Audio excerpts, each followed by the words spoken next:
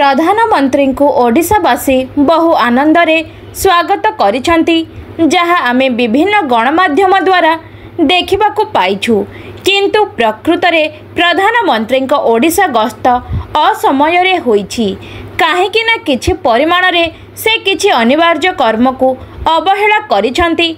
यथा जदि राज्य सरकार गोपालपुर किंबा हरिचंदनपुर बलात्कार पीड़ितांक घर को तांकर गस्त योजना करिथांते, तेबे एपरि घृण्य अपराध विरुद्ध रे सारा देश रे एक स्पष्ट वार्ता जाई परिथांता।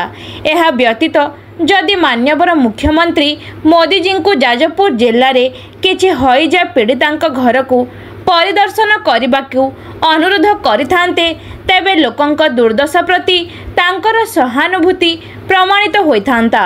भुवनेश्वर सिटी करेस्पोंडेंट संजीव साई का रिपोर्ट, अनुध्यान टीवी। जड़े भल डाक्तर रोग आग को बढ़िया पूर्वर ऑपरेशन करे, किंतु मत लगुच वर्षे पूर्ति हो गला बीजेपी सरकार ओडिशा रे से माने पोस्टमार्टम करिवारे व्यस्त। जो हईजा हला प्रथम झाड़ा बांती हईजार रूप नेबा पूर्व जदि सतर्कता ग्रहण करा जाई थांता, ताहले एटा को रोका जाई पारि थांता। 20टी जीवन अकाल रे चली गला एवं केते संवेदन शून्यता अछि ए प्रसंग रे सरकार गोटे दुईटी कथारु स्पष्ट जना पड़ी जाए।